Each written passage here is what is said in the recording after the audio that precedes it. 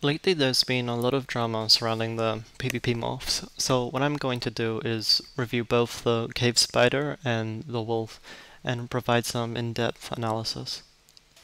I want to first mention the conditions I used while recording.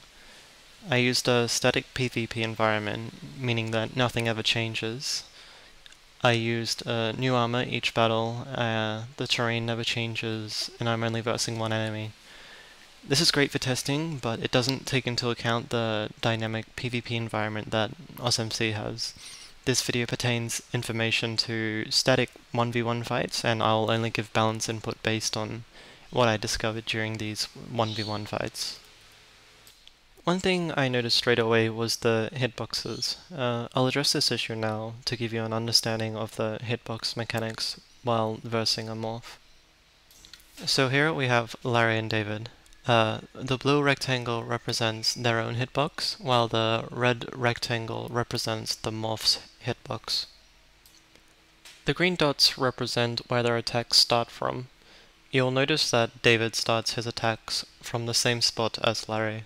This is because David doesn't change into a morph client side, which gives him the same start attack range as Larry. On a level terrain, this is okay. David only has a little advantage because of his smaller hitbox. When David steps on terrain lower than Larry, this is where things start getting a little unfair. In this picture, you'll see that David can fully attack Larry from below, but Larry will almost be unable to get a single attack through. This is because David's start attack range is much closer to Larry's hitbox. What makes things much worse. Larry will never be able to hit David in this example, but David will be able to keep attacking Larry until he dies.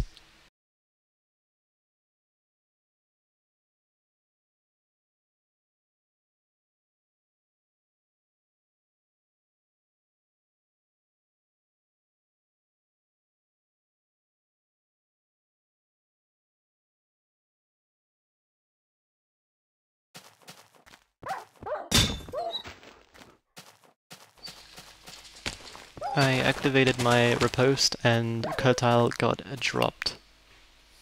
Keep in mind that this is Curtile's first time using these morphs. In this video he smartens up and makes me chase him a bit.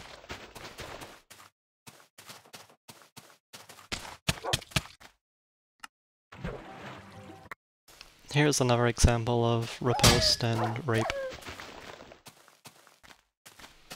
Here's the first example of hitbox height disadvantage.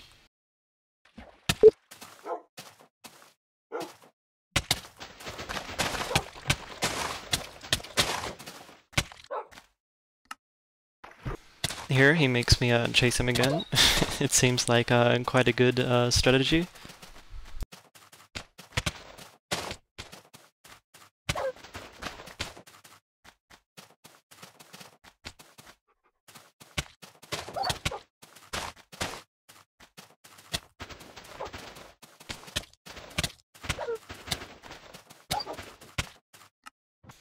And here is one more video of a height disadvantage.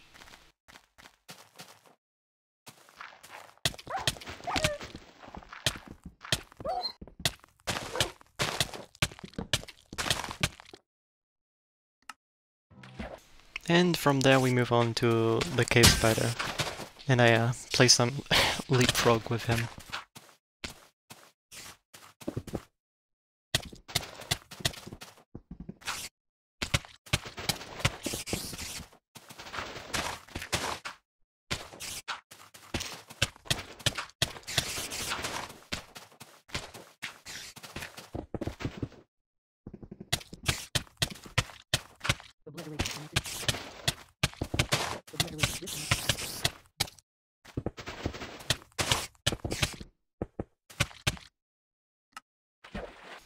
I found the cave spider pretty hard to verse just because of his web and his leap.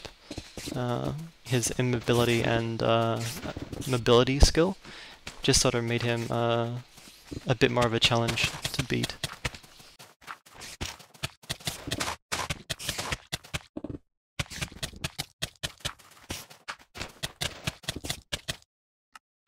Here's a video that shows how the cave spider is actually quite weak, providing that you get the hits in there.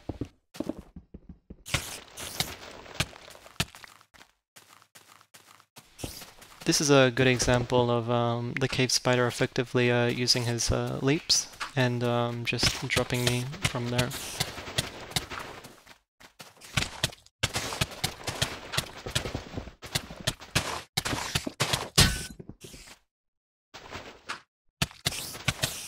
You'll also see when he gets in those grass areas, I can't actually attack him at all, whereas he can still lay hits down on me.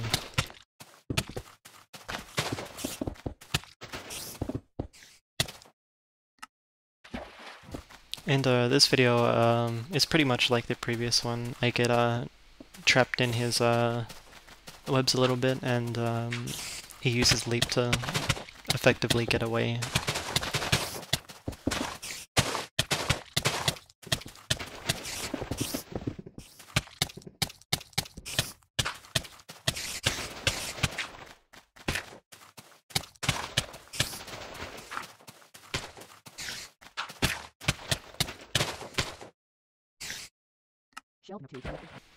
I'll finish this video off with a leapfrog vs leapfrog video for the funsies. Not taking into account the hitbox mechanics, I'd say the wolf morph is fairly balanced for static 1v1 PvP. And again, not taking into account the hitbox mechanics, I feel the cave spider is a little bit unbalanced for static 1v1 PvP. Possibly changing the leap ability to something more novelty seems the way to go here. And even adding max webs and a cooldown to the web ability may make for some more strategic placements of web rather than just spamming everywhere. Taking into account the hitbox mechanics for both the cave spider and the wolf, to me the morphs just seem too easy to play cheap and to camp in the water or just lower terrain than your opponent. I'll leave two different proposed ways of fixing the hitbox problem in my thread. As for the actual in-game dynamic PvP, both of these morphs make for extremely good gankers, and possibly a little too overpowered in this situation. Feel free to provide your own input in my thread and explain changes that you feel morphs need.